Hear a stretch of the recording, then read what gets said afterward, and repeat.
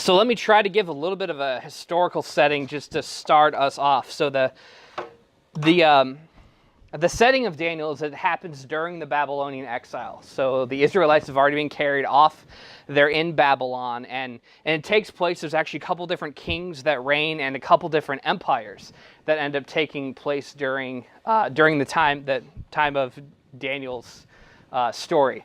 And so what happens is you got the first king, Nebuchadnezzar, and then his son Belshazzar comes along, and then Belshazzar gets overthrown by the Medo-Persian Empire and a guy named Cyrus. Now, Cyrus isn't actually mentioned in the text of Daniel. The king that's mentioned as the king of the Persians is Darius.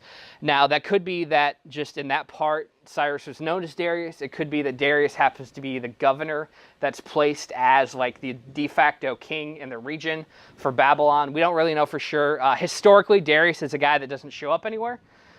So sometimes historical accounts disagree with biblical accounts, and that's okay, because not everybody has all the information. It's possible that all this fit together. It's possible that people went by different names in different places, different times, whatever. So it's one of those things that doesn't fully jive with the historical record, but that's okay. Also, the figure of Daniel, quite honestly, is not anybody that we have any historical reference for. We can't point to any figure and say, okay, that was definitely the biblical Daniel. Again, doesn't mean that he didn't exist. Some people believe the book of Daniel is like a composite of like Jewish folk tales that they kind of brought together all these stories that they had, and they put it together under one person, under Daniel. And they said, we're just going to call it this. The interesting thing about the name Daniel is it means God's judge. And so some people will say, when they're talking about it being a composite, is that this is a time in Israel's history when they're being judged of God. And so these are the characters that were important in talking about what does God's judgment look like? What does that mean to us? Again, kind of what I want to emphasize is that Daniel could have been a historical person. He also may not have been. But there's really good things that we have to learn from the book of Daniel, regardless of like there's an actual Daniel, all this stuff actually went down. There's amazing things that God's speaking through this, which is why this book has lasted centuries upon millennia and been used as a teaching tool. And so there's a lot of value here and a lot of good stuff. There's debate as to when this was written. And that's one of the things I kind of want to focus on, because it was either written during the Babylonian exile, which is the period in which it is set, or it was written during the time under the Persians, which is part of the period in which it was set, or it was written much later, about 2nd century BC, when you've got the Greco-Roman Empire has come in and taken over Jerusalem. And the interesting thing about it is I think regardless of whatever historical setting it's in, it's got just about the same message that would impact people the same way based upon where they're at. And actually, I think the message of Daniel very much can impact us and where we're at in our culture, just because of what it speaks to. But I'm not going to give away the ending. That's kind of near the end of what I'm going to say tonight, so I'm not going to tell you what that is. But regardless of when it was written, I think it was incredibly impactful to the audience that was hearing it for the very first time. So it's another one of those things historical we don't know for sure. But there's still good thing in there. So let's just dig into it and let's see what the book of Daniel has to say. So we got a couple different narratives, and we're going to start with just the general introduction to Daniel, as well as 3 other significant characters in the book of Daniel. So Daniel 1, 6 through 8 and 11 through 16 says this. Among those who were chosen were some from Judah. These people chosen to be taken to exile. Again, the Babylonians like to take the best and brightest and carry them off to their lands to become their slave labor, as well as their like think tanks and all the other important things. So from Judah, Daniel, Hananiah, Mishael, and Azariah. And the chief official gave them new names. To Daniel, the name Belteshazzar. To Hananiah, Shadrach. To Mishael, Meshach. And to Azariah, Abednego. Let me just point out right there, they give them new names pretty much to humiliate them.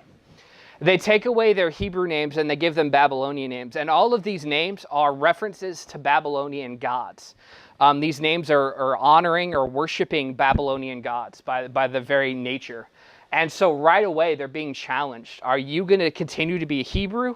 Are you just going to meld into this culture and be Babylonian? You've been given Babylonian names. You can go by them. You can be, honoring the Babylonian gods by going by that name. And also, for whatever reason, we've chosen the Babylonian names for Shadrach, Meshach, and Abednego to like remember, and those are the ones that show up in the children's tales and get referenced in Veggie Tales and stuff like that. But Daniel, we stuck with his Hebrew name. We don't do Belteshazzar. Nobody remembers that was his Babylonian name. It's just weird that that's the one that we chose. That's a side note, though. Daniel resolved not to defile himself with the royal food and wine, and he asked the chief official for permission not to defile himself this way. So immediately Daniel decides, I don't want to be Babylonian. I want to stand out. So what's some way that I can stand out? Let's do a weird food thing. Daniel then said to the guard whom the chief official had appointed over Daniel, Hananiah, Mishael, and Azariah, please test your servants for 10 days. Give us nothing but vegetables to eat and water to drink. Then compare our appearance with that of the young men who eat the royal food, and treat your servants in accordance with what you see. So he agreed to this and tested them for 10 days.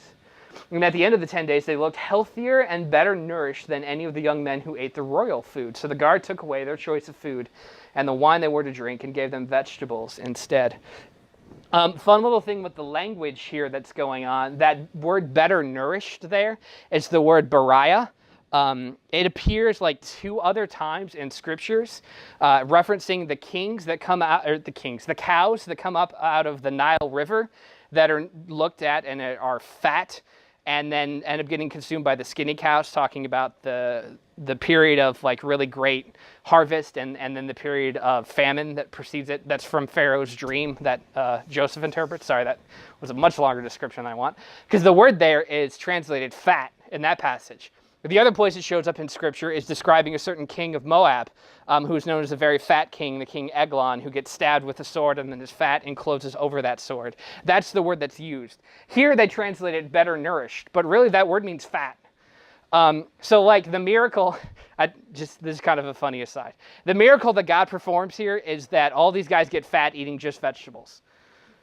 Because in their day, being fat meant that you were wealthy, that you had means, that you were being taken care of. The people that were skinny and what we would consider healthy or attractive or whatever were people that were starving to death. So just flipping standards there, just in case you didn't catch that. So immediately what Daniel does is says, we're going to be different. We're not going to look Babylonian. We're not going to act like all the rest of these people. We're going to make dietary choices. And this wasn't like the foods that the Babylonians were giving them were sacrilegious or anything like that. I think they're honestly just saying, we don't want to be Babylonian. We want to remember God. And one way to honor him is by a fast, is by changing our diet. Because this is a different place and we want to stand out. We want to be Hebrew, even though all around us is Babylon. So that's a choice that they make. So let's look at our next passage of scripture that we're going to. This is in Daniel 3. This is a pretty popular story. So we've got Shadrach, Meshach, and Abednego are being tested by King Nebuchadnezzar, because Nebuchadnezzar he's built a huge statue of himself. He wants everyone to honor him and worship him like he's a god. He's put himself above everything else. The funny thing is, to backtrack a little bit, in Daniel 2, Nebuchadnezzar has this dream. And he doesn't know what it means, but it's this dream of this giant statue that is then like crushed by a meteor. And he's like, what the heck does this mean? And he's like, no one can tell me what this dream means. I'm going to kill all the wise men in my country because no one can tell me what this dream means. And then Daniel's like, hey, I'm one of those wise men and I'd like to not be killed. So God can interpret dreams. So let me tell you what your dream means. And then Daniel is given in a vision the exact dream, because Nebuchadnezzar doesn't even give him the dream. This isn't a Pharaoh and Joseph situation where Pharaoh says, this is my dream. Do you know what the heck it means? Nebuchadnezzar's like, if you're worth your salt, you'll tell me like my dream and what it means. And then Daniel's like, okay. And then God says, here it is. So Daniel gives him the dream and says, there's this statue, it gets crushed by a meteorite. The statue represents all the empires of the earth. You're the top one right now, you're the head of gold, but later there's going to be an empire that overthrows you, and there's going to be an empire that overthrows that, and there's going to be an empire that overthrows that. But God is going to overthrow all of that because he can outlast all of it. So he can chuck meteors at any empire that he wants, take it down, and his meteors are going to last longer than any of your foolish empires could. And so Nebuchadnezzar goes, oh my goodness, God is so incredible and powerful. We should all listen to him. And then like the next day he decides, you know, it'd be really cool building that statue I was dreaming of and making everybody worship me because I'm the best. So Nebuchadnezzar had struggles kind of getting the messages that God's trying to send to him. So Nebuchadnezzar's built this statue, and he's told everybody they should bow down to it.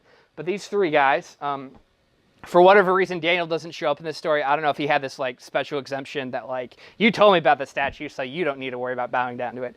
I don't know. We don't know why Daniel's not mentioned in this story, but he's just not. So we get Shadrach, Meshach, and Abednego replying to the king. King Nebuchadnezzar, we do not need to defend ourselves before you in this matter. If we're thrown into the blazing furnace, the God we serve is able to deliver us from it, and he will deliver us from your majesty's hand. But even if he does not, we want you to know, your majesty, that we will not serve your gods or worship the image of gold you have set up. Yeah, so Nebuchadnezzar's decreed anyone who doesn't worship his statue, anyone who doesn't worship him, will get thrown into the furnace. And they say, no, we worship God alone. And even if he throws us in the furnace, God's going to deliver us. And even if he doesn't, we're still never going to bow down to you. Which that statement to me is always profound, of understanding God in that way, that God is God no matter what. No matter what happens to us, God is still God. And we are not going to worship you, we're going to worship him. Nebuchadnezzar was furious with Shadrach, Meshach, and Abednego, and his attitude toward them changed. He ordered the furnace heated 7 times hotter than usual, and commanded some of the strongest soldiers in his army to tie up Shadrach, Meshach, and Abednego and throw them into the blazing furnace. So these men, wearing their robes, trousers, turbans, and other clothes, were bound and thrown into the blazing furnace. The king's command was so urgent and the furnace so hot that the flames of the fire killed the soldiers who took up Shadrach, Meshach, and Abednego. And these 3 men, firmly tied, fell into the blazing furnace. So we've got this crazy account, and the king is so enraged that he gets the fire heated up 7 times. I don't know how they even knew like how to measure that back then. Like, now we're at 7. Okay, cool. 7's one of those biblical numbers that kind of tends to mean more than what's going on. So it's just telling you to like that enormous, extreme extent this furnace has been heated up to fully consume them. And in fact, it's so hot that the people who are there to just throw them into the furnace die outside of the furnace. And then these 3 dudes go in, and then this happens. Next slide. Then King Nebuchadnezzar leaped to his feet in amazement and asked his advisors, weren't there 3 men that we tied up and threw into the fire? And they replied, certainly, your majesty. And he said, look, I see 4 men walking around in the fire, unbound and unharmed. And the 4th looks like a son of the gods. Nebuchadnezzar then approached the opening of the blazing furnace and shouted, Shadrach, Meshach, and Abednego, servants of the Most High God, come out, come here. And so Shadrach, Meshach, and Abednego came out of the fire. Verse 27 says that like the flames didn't even touch them. Then Nebuchadnezzar said, praise be to the God of Shadrach, Meshach, and Abednego, who has sent his angel and rescued his servants. They trusted in him and defied the king's command and were willing to give up their lives rather than serve or worship any god except their own God. The thing that amazes me, or that I find incredible about this story, and that happened with Nebuchadnezzar's dream, is at the end of it, after he's confronted with what God has done, is he says, like, God is so much bigger and so much better than like anything I've ever thought of. Praise be to God, this Most High God that is so powerful that he can save these guys out of the furnace, that he's above any other empire that could ever exist. And Nebuchadnezzar has these revelations. He has these realizations of who God is because of the great faith of the people who are being persecuted. Of Daniel, whose life is being threatened unless he's able to give this vision, of Shadrach, Meshach, and Abednego, or Hananiah, Mishael, and Azariah, their Hebrew names, because they survive this furnace. Nebuchadnezzar says, oh, God is incredible. But Nebuchadnezzar keeps having problems, because the very next thing that he does is he continues to say, yeah, but I'm the king of Babylon, and I'm really important. I must be like a god. And then God gives him this vision where he says, I'm gonna drop you down so that you're less than nothing, so that no one even thinks anything of you, so that everybody thinks you're just a wild animal. And what happens to Nebuchadnezzar is he starts acting like a donkey for a while. And it's crazy. He's got like serious mental health issues that just kind of, something snaps in him, and it says that he starts eating grass and braying and acting like a donkey. And God said that he was going to do this. And then like, he does this for, should have looked at the numbers, like a couple years. And then suddenly he snaps out of it and comes back and repents and starts saying, God is God. Praise be to God. He not only can bring me low, but he can bring me back again. And so Nebuchadnezzar, throughout his life, has these realizations, these revelations that God is pretty incredible. And he praises God because of those moments. And that's one of the things we see throughout this first part of Daniel. But then we see other stories where Nebuchadnezzar has a son, Belshazzar, who hasn't learned from the things that his dad has gone through. Nebuchadnezzar had these moments where he tried to make too much of himself, and God brought him low, and then he realized who God was. Belshazzar just kind of likes to really be powerful. And so there's a point in time when he's holding this big party, and he's invited all of his officials to it, and they actually take the goblets that they had stolen from Israel that were in the temple, holy relics, and they start drinking out of them, because they're like, these are like, look at what we stole. Like, these elements were like dedicated to this great God, and now like there are party drinks. Like, haha, look how powerful and awesome we are. And then suddenly they see this hand writing on a wall, and everybody's just like, what the heck? And they don't know what to do, and they start freaking out. And so they end up remembering that there's this guy named Daniel that seems to know these things about freaky, weird stuff and has the ability to interpret it. And so they call him up, and this is what Daniel tells Belshazzar. But you, Belshazzar, his son, the son of Nebuchadnezzar, have not humbled yourself, though you knew all this, all that your father went through. Instead, you have set yourself up against the Lord of heaven. You had the goblets from his temple brought to you, and you and your nobles, your wives and your concubines drank wine from them. You praised the gods of silver and gold, of bronze, iron, wood, and stone, which cannot see or hear or understand, but you did not honor the God who holds in his hand your life and all your ways. Therefore he sent the hand that wrote the inscription. This is the inscription that was written, Mene, Mene, Tekel, Parsin. Here's what these words mean. Mene, God has numbered the days of your reign and brought it to an end. Tekel, you've been weighed on the scales and found wanting. Peres, your kingdom is divided and given to the Medes and the Persians. And the biblical text says that very night, Medo-Persia comes and overtakes their empire. And from that point on, the Babylonians are basically not even heard of. And the Persian Empire becomes the major player in the ancient world. They're the empire that everybody's afraid of, that takes over everything. It's the Persians from this point on. So you see interesting things throughout Daniel, that every time that there's a new king that comes up, there's a challenge, there's a test. Are you going to be a Hebrew, or are you going to be a Babylonian? Not only are their names changed at the very beginning, but then they're said, worship the statue, be like the rest of the people around you, be like the Babylonians, otherwise we're going to throw you in a furnace. And they say, no, we worship our God alone. We're not Babylonians. And then they come, and there's this vision, and Daniel has the opportunity to say the words that God has told him to say, to interpret it correctly, or to suck up to the king. Because this guy has a ton of power and a ton of money and a ton of everything you could ever want. And he said, hey, if you give me a good word on this, like, I'll give you all kinds of riches. Like, I want the best thing to come out of this like, to interpret this vision that we've all had. Like, Daniel, tell me what's up. And Daniel says, I can only say what God said to tell you. This is the message. And it's not good for you. And it's not going to end well for you. The other thing about it is, we saw guys get saved out of the furnace. We saw, actually, you know what? Let's get to the next story, and then let's see something else that happened. So we've got yet another king. Now Darius has come onto the scene, and Daniel's been kind of doing pretty well for himself. He's got just about every king he's been under has taken him in as a respected advisor. Says this guy's wise, this guy is pious, this guy's righteous. Things he says, like, we need to listen to what he says. And Darius has a huge respect for him, so much so that pretty much every other advisor of the king hates Daniel's guts, because he's more liked, more cared about than the rest of them.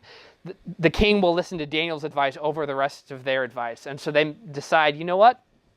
Daniel's a Hebrew, and he always prays, and he always worships his God. So we're going to have the king make a law that says anybody who doesn't bow down to the king, who prays to any other god that's not a Persian god, is going to get thrown in the lion's den.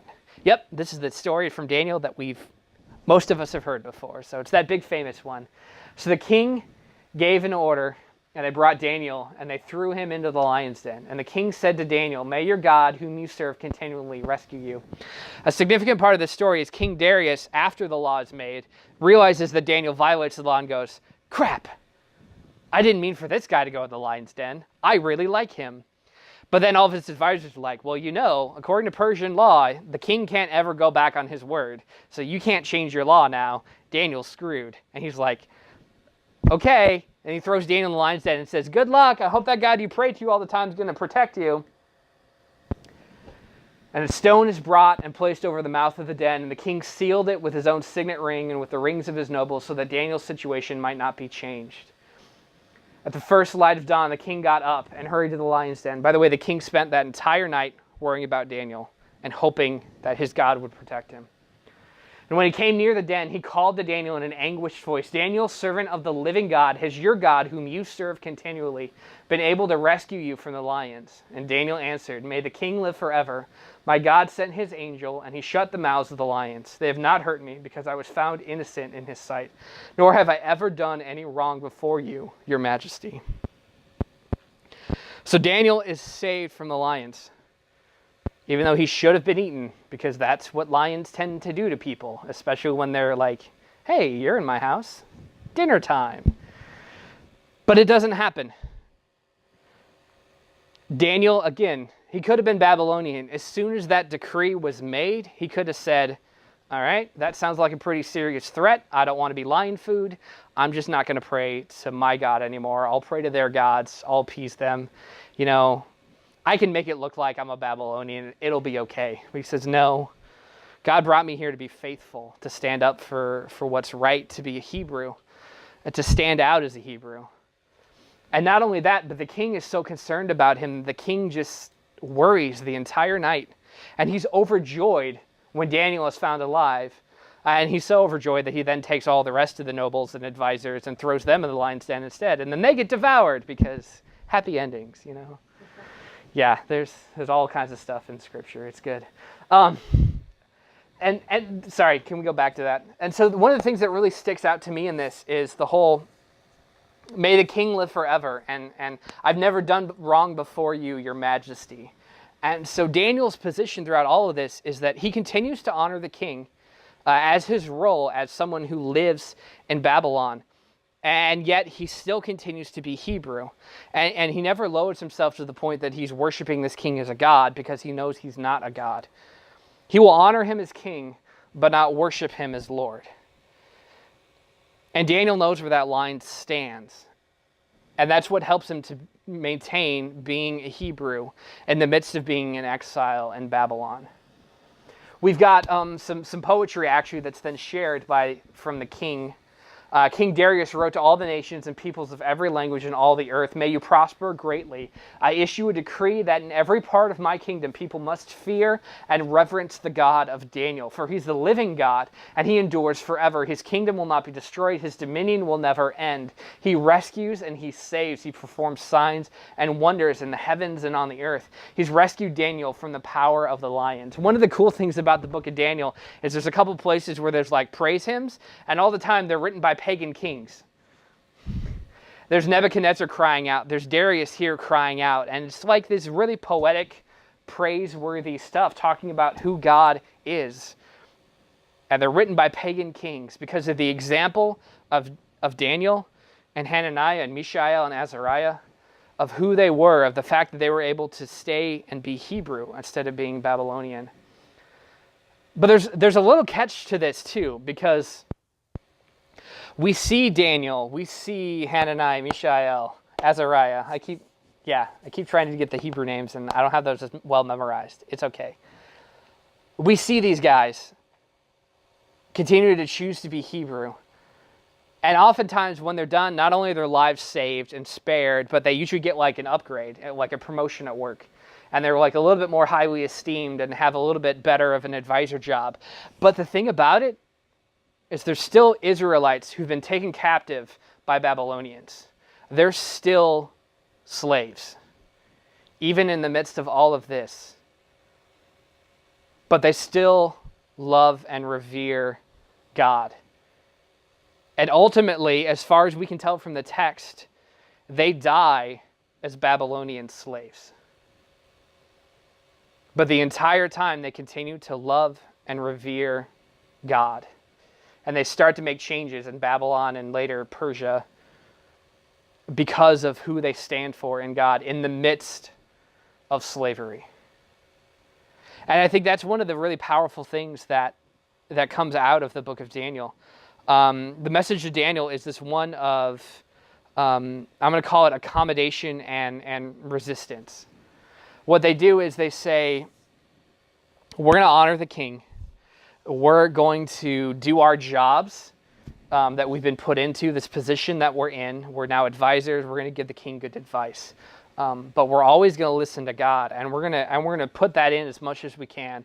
All of our advice, we're going to reference our God, and we're going to say what He has told us to say, and we're going to say how mighty He is and how powerful He is, and that He saves, and that He's a God who loves us, even though it looks like He's been defeated because the Babylonians are on top right now, or the Persians are on top right now. In the ancient view, whoever had the most power, they had the most powerful gods. That's the way it worked. Religion went hand in hand with what the state was doing. And whoever had the best empire had the best gods. And they said, even though you've defeated us, our God is still better. Because we know different things about our God. We know our God personally. We know who He is and what He stands for. And we know that the reason we're here is because we stopped listening to Him. And so there's this really interesting dynamic that happens throughout the whole book of Daniel, where, in the midst of all of this, in the midst of a foreign culture and a pagan religion, and all of these things, they continue to worship God and bring news of Him, of His fame, so that these kings, these pagan kings, are writing hymns of praise after they see what God can do.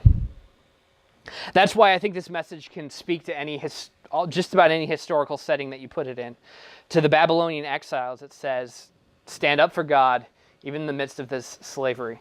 To anybody who's in Persia, and this would be like talking about Persia the time after most of the exiles start coming back to Israel. There's people who remain in Persia. That's what the book of Esther is about. It's people who remained in Persia, and even though they got the chance to go back to Jerusalem. And the people who remained continued to live for God. Again, that's the story of Esther is an incredible example of that. We'll cover that in like 2 weeks. Even if you're in Persia, stand for God. Stand for God. Even if you're back in Jerusalem and now the Greeks have come and taken over your kingdom and they've installed a king who's so blatantly blasphemous that he's putting up statues of himself in God's temple that you just finished rebuilding to dedicate to God. And it's this object that causes desolation, abomination, which causes desolation. It's another reference from Daniel, which we're really not going to get into because we don't have that kind of time tonight. Even if the guy who's ruling the kingdom is the guy that people are referring to as like the worst person, tyrant ever, what you're supposed to do under that rule is to stand for God in a way that is noticeable, in a way that changes things and changes perspectives. Even if you're living in a country where things seem really great, everybody seems to be pretty wealthy, everybody is doing okay, but people aren't really revering God. They're not really giving Him the time of day. They're just living their lives and enjoying their freedoms and doing everything else.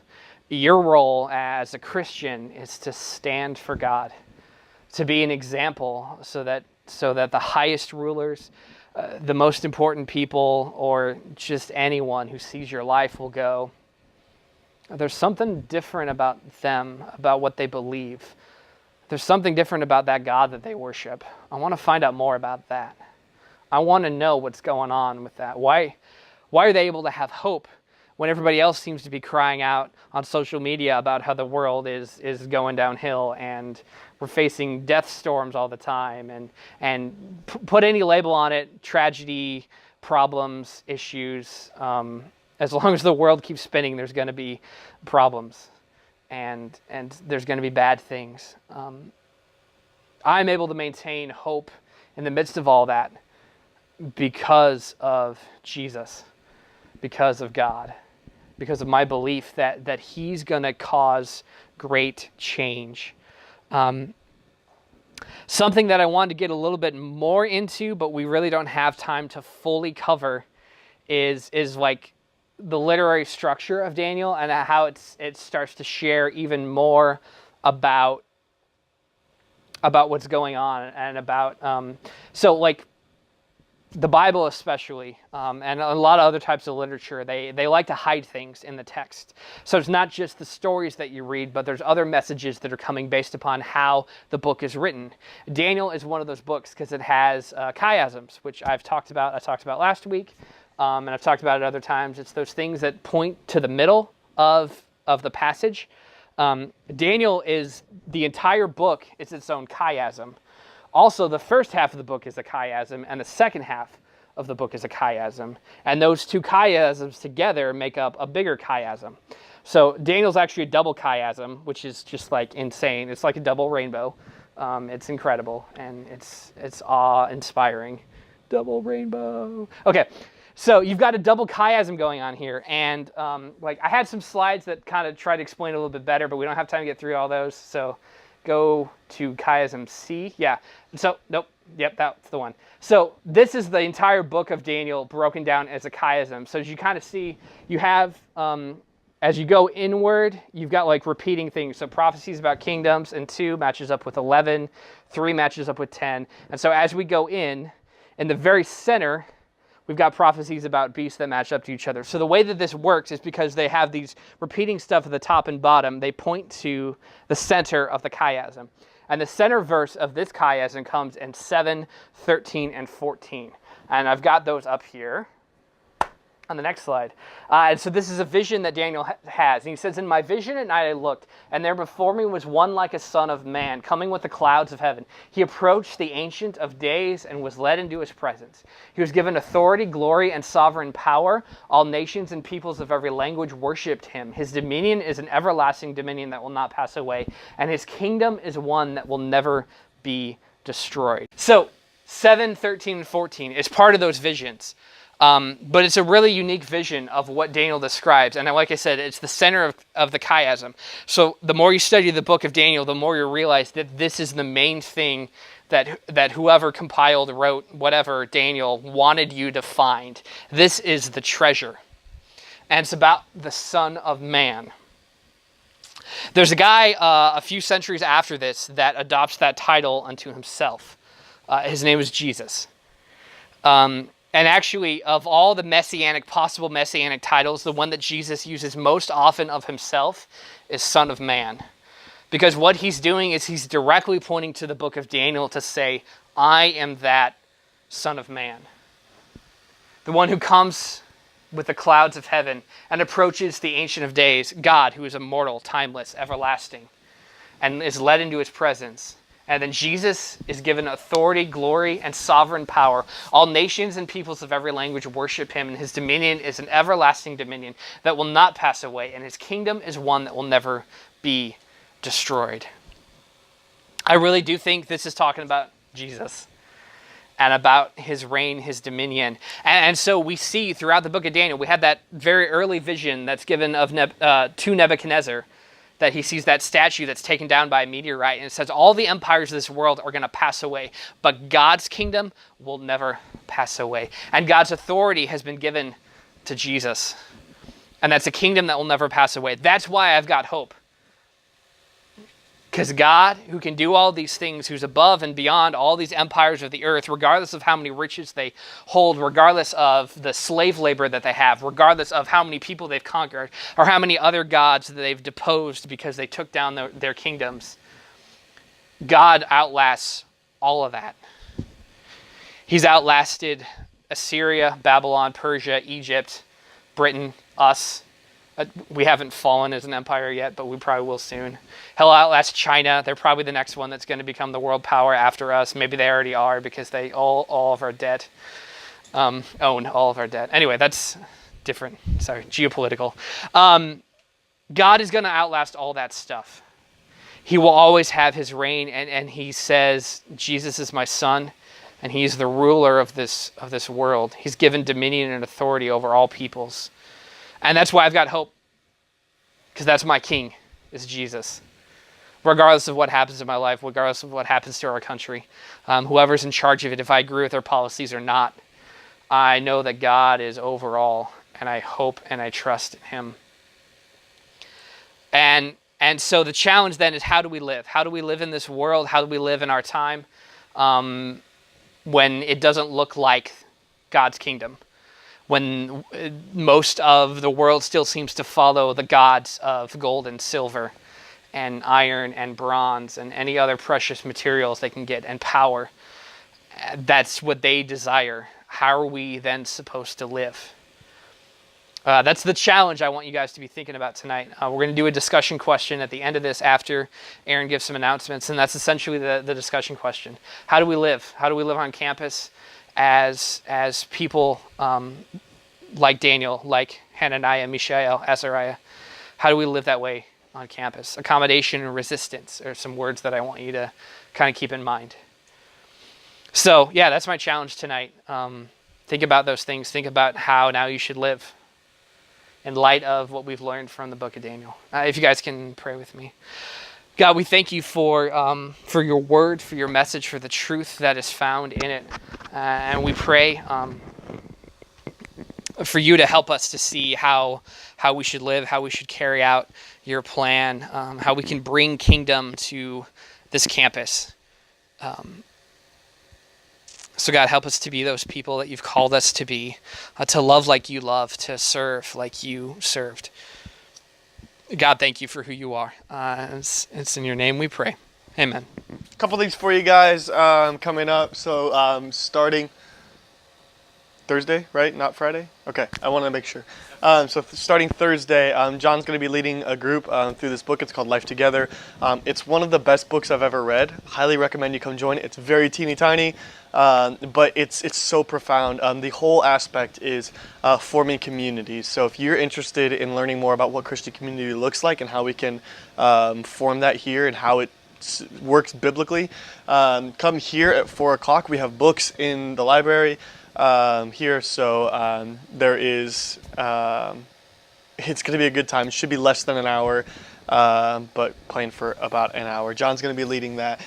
This Friday and this Saturday there's the winter retreat in Ames. A lot of you guys already know about that, but we really need answers as soon as possible so we know how to plan, so we can prepare meals and things like that. So if you haven't yet told us whether or not you plan on coming, we gotta leave here at about like 3:30ish, and we'll get back at around like 5ish on Saturday. So it's a really small retreat. It should be really great opportunity to connect with other people from other campuses. We hope you guys join us. This Sunday is the Super Bowl. So as always, we're going to do a Super Bowl party. That'll be at my house this year. We just ask either bring a dessert or a drink to share. So grab a 2-liter or grab, like something that's not pop, not alcohol, but something to share. Most of you guys aren't even old enough to buy alcohol, so it's fine. Or bring a dessert, whichever one. We'll have food at my house. I'm making stuffed pepper soup, and we'll have some pizzas, and we're gonna have like buffalo chicken dip, and we're gonna have buffalo chicken pull-apart bread. Just lots of really good stuff, like perfect Super Bowl food. So is that 4:30? If you need the address, text me. If you need a ride, throw it in the chat, text somebody, we'll get it figured out. Come play with my dog if you don't care about the game, because Cheddar needs attention. Commercials are good too, that's right. So there's that. Monday, come back here, more home-cooked food by me. It's going to be chicken pot pie this week because last week was canceled. This week was supposed to be stuffed pepper soup. So you get 2 of the best things that I make 2 nights in a row. 7 o'clock here, easy thing to bring a friend to. All we're doing is eating. So there's that. That's right. Tuesday gathering will be normal, 7 o'clock at the Danforth. But I'm doing a study on Paul, specifically on 1 Corinthians. That's going to start next week. Nobody showed up this week, but also I was going to say, hey, we're not actually starting this week because of weather. So we're going to be looking at 1 Corinthians for a little bit. So here at 1:30 on Tuesdays, if you guys want to be a part of that. February 8th, it's next Friday, is Night to Shine. It's a special needs dance. It's in Des Moines, so it's not terribly far. We need to know as soon as possible if you guys are interested in coming. We would love to take a few of you. What they need is people, specifically guys, to dance with some special needs, mostly high school students, just for this. It's put on by the Tim Tebow Foundation. But it's an awesome opportunity for us to serve. So there's that. And then on March 2nd, we're having our missions fundraiser trivia night. So a couple things involving that. One is we need some help serving. So mark off March 2nd on your calendar. And we need some help spreading the word. So if you guys know some people that like trivia nights, tell them to come. The cost is $10, but that $10 gets them a chili meal and a chance to win a really good gift basket that's got some like Marcus Theaters gift cards, and it's got some Molly's Cupcakes gift cards, and it'll have some Utopia gift cards, things like that. So just a really good basket. But also all the money goes towards the spring break missions trip to help keep your guys' cost as low as we possibly can. It's a good transition there. The missions trip to North Carolina, we're gonna help out with hurricane relief. We just need to know as soon as possible from you guys whether or not you plan on coming.